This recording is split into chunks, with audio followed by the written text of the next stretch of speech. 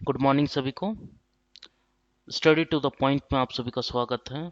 और आज हम बात करने वाले हैं एसएससी के बारे में, यानी कि सचिवालय की जो वैकेंसी अभी निकली है उसी के बारे में बात करने वाले हैं। इसमें से 3 पेपर हैं। पहला पेपर, फर्स्ट पेपर जो हिंदी और इंग्लिश लैंग्वेज का है। दूसरा पेपर है जो है क्षेत्रीय भाषा की। और तीसरा पेपर जो है जिसका आज हम लोग डिस्कशन करने वाले हैं वो है जनरल स्टडीज़ का पेपर, यानी कि सामान्य अध्ययन कहा जाए या सामान्य ज्ञान की बात कहा जाए तो उसमें, जिसमें से 5 डायमेंशन सिलेबस में दी गई है।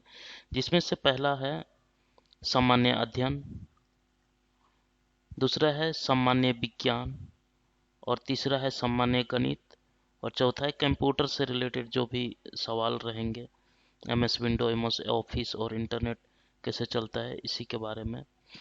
और आखिरी जो डायमेंशन है, आखिरी जो यूनिट आप कह सकते हैं वो है झारखंड राज्य से संबंधित ज्ञान, यानी कि आ, आपको झारखंड राज्य के बारे में ज्ञान होना चाहिए। तो आज हम जो डिस्कस कर रहे हैं पेपर 3, उसमें से हम इस तरह से कोर्स को डिज़ाइन किए हुए हैं। कोर्स नहीं बल्कि मैं कहूँगा कि प्रैक्टिस सेट इस तरह से डिज़ाइन किए हैं। जैसे सामान्य अध्ययन की बात करें तो सामान्य अध्ययन का 20 सवाल होगा। उसके बाद सामान्य गणित, उसका 20 सवाल होगा। सामान्य विज्ञान, उसका 20 सवाल होगा। और कंप्यूटर से रिलेटेड जो भी सवाल बनेंगे उसका 20 सवाल होगा। तो इस तरह से अलग अलग डायमेंशन का आप लगातार क्वेश्चन प्रैक्टिस करते रहेंगे तो आपको एग्जाम में बहुत ही सहूलियत होगी। यानी कि आपको देखने को मिलेगा कि डायरेक्टली या इनडायरेक्टली वे में आप जो चीज़ प्रैक्टिस किए हैं यहाँ से सेट से, वही सवाल पूछे जाएंगे।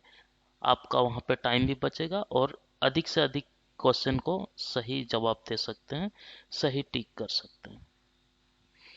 तो यहाँ पे आप पूरा पद और पद का नाम देख सकते हैं, कितना कितना वैकेंसी आया है, पूरा डिटेल्स है यहाँ पे।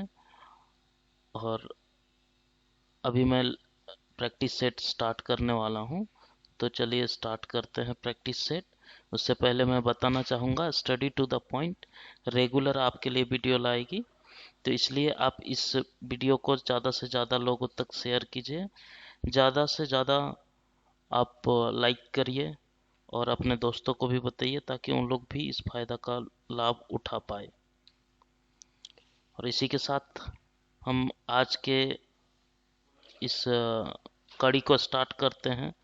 तो जैसे कि मैंने बताया 20-20 सवाल होंगे अलग अलग से। तो आज सामान्य कहा जाए तो सामान्य विज्ञान से सामान्य अध्ययन से बात करेंगे आज प्रैक्टिस सेट की।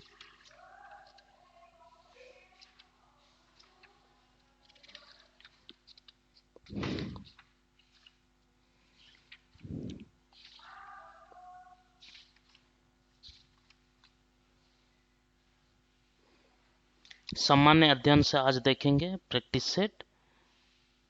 तो सबसे पहला हम लोग देखेंगे क्वेश्चन।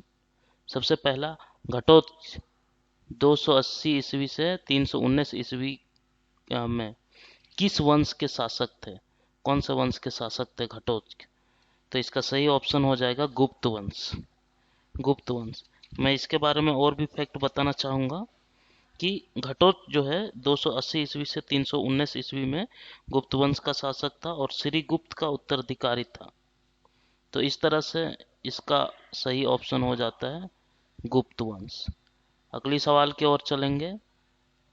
शिवाजी के प्रशासन में पेशवा कहा जाता था, किसको कहा जाता था?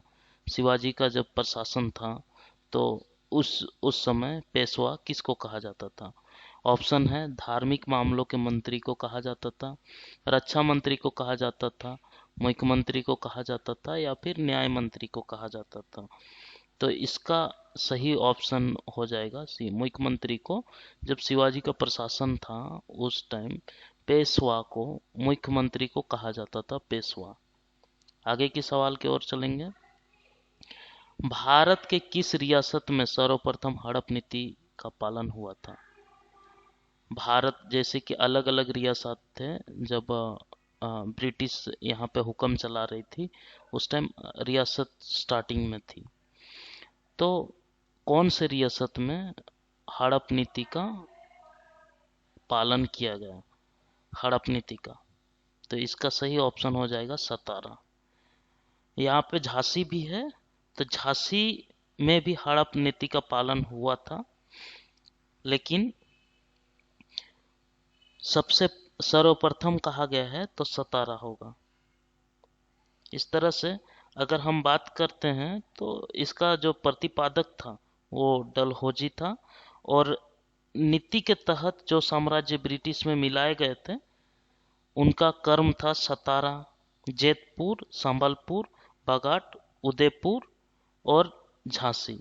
तो झांसी भी अगर सर्वप्रथम को हटा दिया जाए और यहाँ पे सतारा नहीं दिया जाए तो आप झांसी भी मार्क कर सकते हैं। इस तरह से ध्यान रखिएगा कि भारत के किस रियासत में हड़प नीति का पालन किया गया, पालन हुआ, तो उस समय इसका आंसर हो जाएगा झांसी।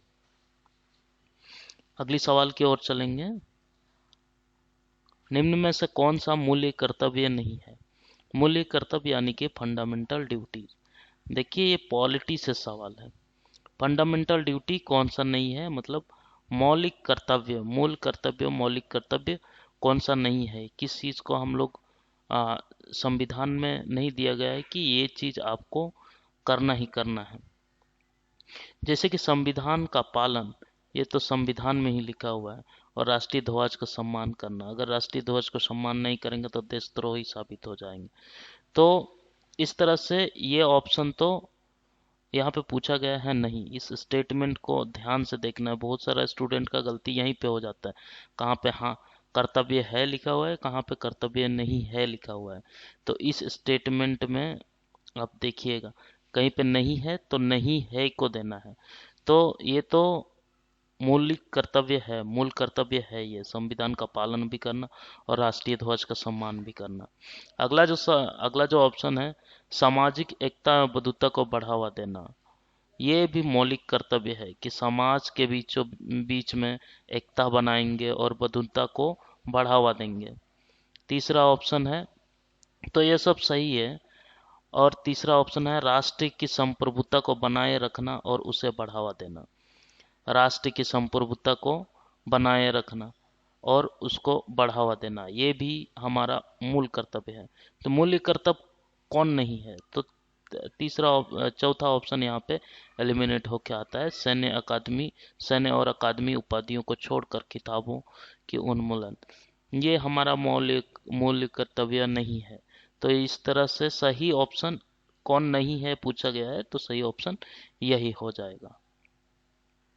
इस तरह के क्वेश्चन पे ध्यान से देखिएगा, नहीं स्टेटमेंट कहाँ पे रहेगा। अगला जो सवाल है, भारतीय संविधान के अनुसार जीवन का अधिकार क्या है?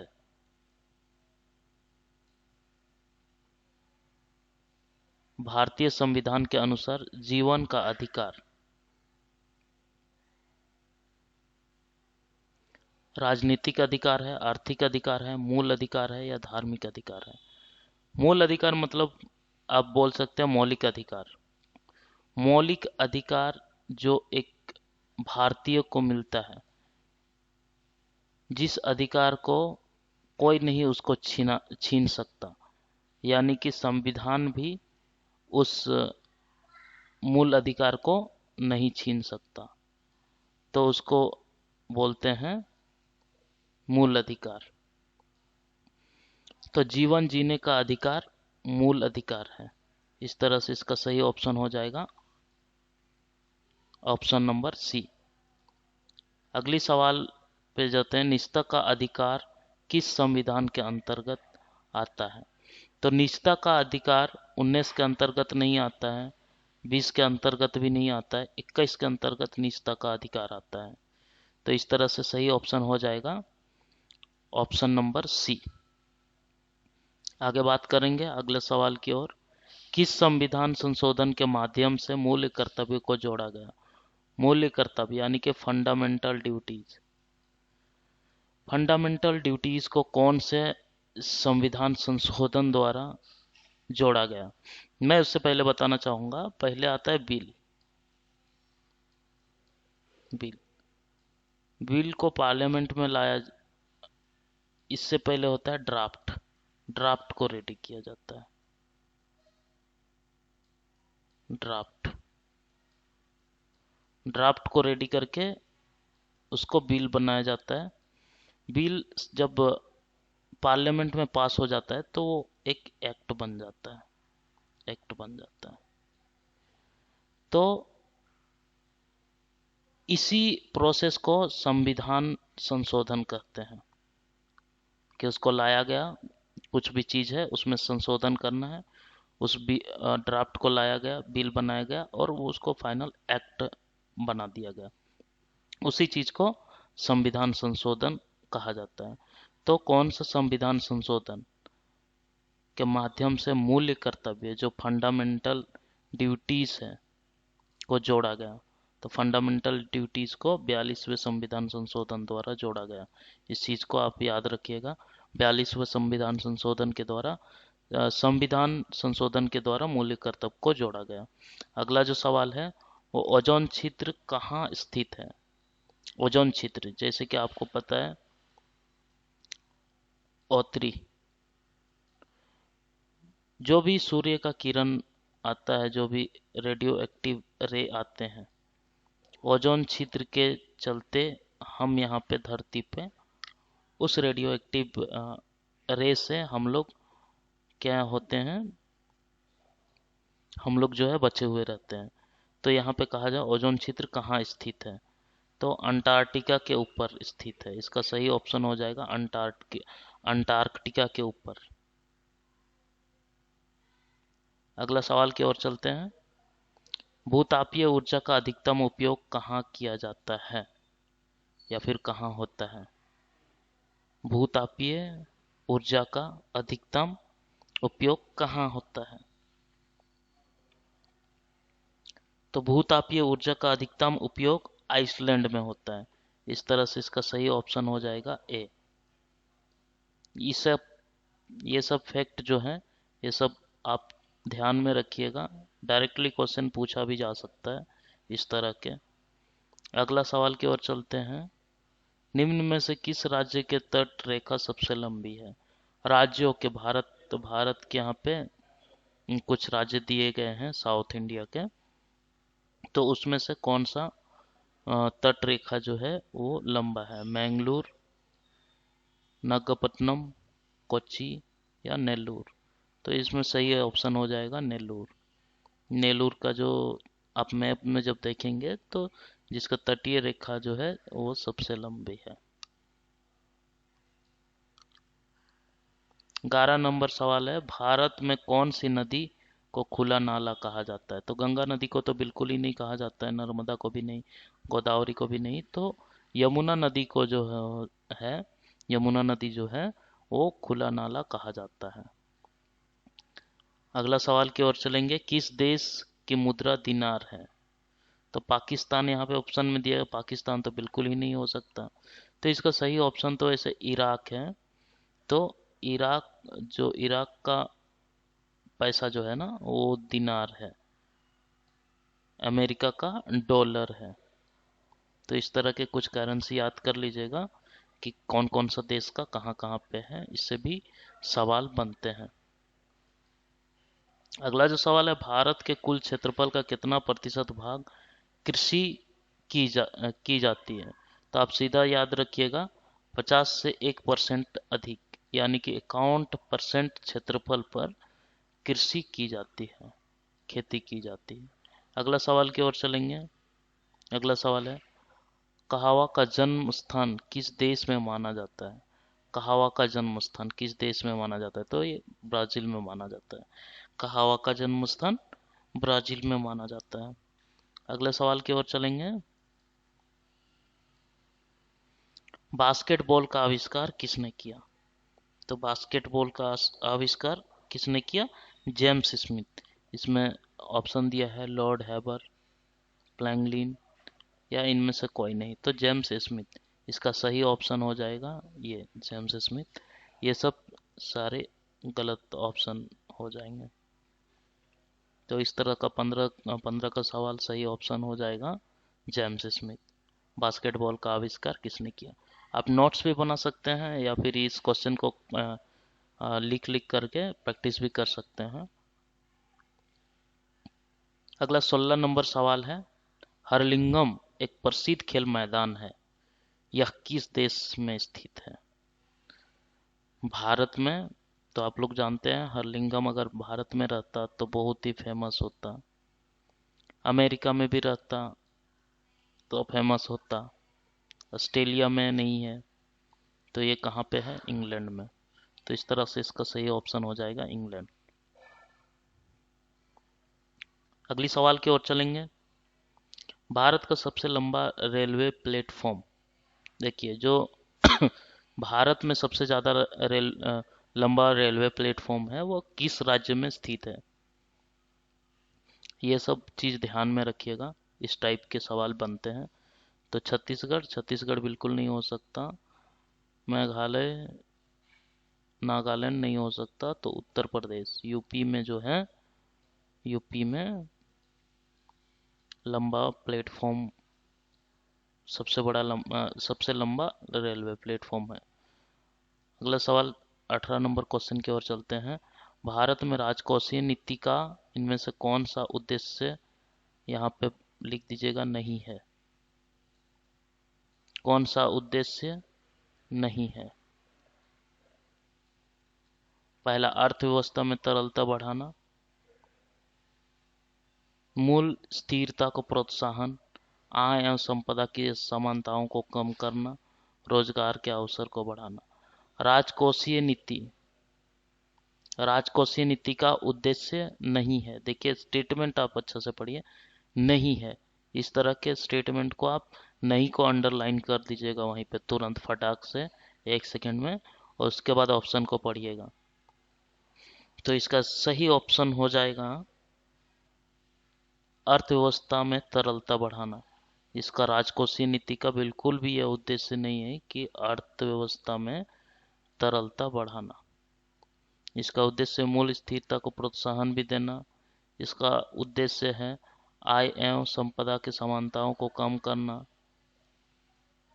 इसका उद्देश्य है रोजगार अवसर को बढ़ाना।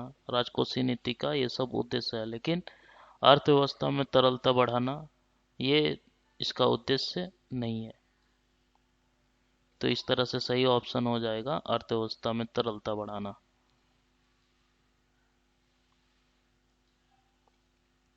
आगे अगला सवाल है, भारत का आर्थिक सर्वेक्षण प्रकाशित किसके द्वारा प्रकाशित होता है? सांख्यिकी विभाग, सीएसओ, वित्त मंत्रालय या आर्थिक मामलों के मंत्रालय द्वारा? तो आर्थिक सर्वेक्षण, आर्थिक सर्वेक्षण जो है वो वित्त मंत्रालय द्वारा प्रकाशित की जाती। तो इस तरह से इसका सही ऑप्शन हो जाएगा फाइनेंस मिनिस्ट्री। तो आज हम देखें 19 क्वेश्चन को। अगला फिर इस सीरीज को हम लगातार बनाते रहेंगे और लगातार आपके बीचों आते रहेगा। लेकिन मैं एक रिक्वेस्ट करना चाहता हूँ, आ, आपको अगर इस वीडियो से थोड़ा सा भी लाभ मिलता है तो आप हमारे चैनल को लाइक कीजिए, हमारे वीडियो को लाइक कीजिए और हमारे चैनल को है सब्सक्राइब कीजिए, और दोस्तों के पास अपने जो भी दोस्त किसी भी कॉम्पिटिटिव एग्जाम का तैयारी कर रहे हैं उस तक पहुंचाइए। हम और भी आगे अच्छे अच्छे कंटेंट लेते रहेंगे, आपके सामने दिखाते रहेंगे अच्छा अच्छा कंटेंट जो कि आपको डायरेक्टली एग्जाम में आपको बेनिफिट पहुंचा सके। और मैं बताना चाहूँगा यहाँ पे और भी सेशन बनने वाला है, तो आप कमेंट करके बताइए किस तरह के सेशन। अगर आप 20 क्वेश्चन से ज़्यादा करना चाहते हैं तो 20-20 सीरीज से लेकर 50-50 सीरीज भी स्टार्ट करेंगे। अगर आप 100 क्वेश्चन करने के लिए रेडी हैं तो 100 क्वेश्चन करके, और यकीन मानिए अगर इतना क्वेश्चन आप कर लेते हैं तो सचिवालय का एग्ज़ाम, सचिवालय में आपका एक सीट पक्का रखा हुआ है, यकीन मानिए। क्योंकि जब तक एग्ज़ाम आ जाएगा तब तक आप 8 से 10 हज़ार क्वेश्चन यहाँ से प्रैक्टिस कर लेते हैं। 8 से 10 हज़ार क्वेश्चन, और 8 से 10 हज़ार क्वेश्चन, और सचिवालय एग्जाम में कितना क्वेश्चन पूछने वाला है? 150 पेपर 3 से। अगर किसी भी तरह से पेपर 3 का डायमेंशन को अगर मिलाया जाए और अगर सब जोड़ा जाए तो 10 हज़ार प्रश्न आप प्रैक्टिस कर रहे हैं, तो यहाँ से 150 सवाल में से कम 70 to 80% सवाल तो यहीं से आपको डायरेक्टली या इनडायरेक्टली वे में देखने को मिल जाएगा। तो इस तरह से आपके लिए बहुत ही बेनिफिट ये लेक्चर रहेगा। तो इसीलिए मैं बताना चाहूँगा कि इस वीडियो को सभी दोस्तों के पास आप अपने शेयर कीजिए, हमारा चैनल को सब्सक्राइब कीजिए, ताकि ज़्यादा सब्सक्राइबर होगा तो हमको भी मोटिवेशन मिलेगा, ज़्यादा लाइक होगा तो हम भी वीडियो बनाएंगे और नया नया सवाल को डिज़ाइन करके आपके सामने लाएंगे और आपको लाभ पहुंचाते रहेंगे। तो आज के लिए इतना ही। तो इससे पहले मैं बताना चाहूँगा, हमारा study to the point channel को सब्सक्राइब कर दीजिए और इस वीडियो को लाइक कर दीजिए। धन्यवाद। जय हिंद।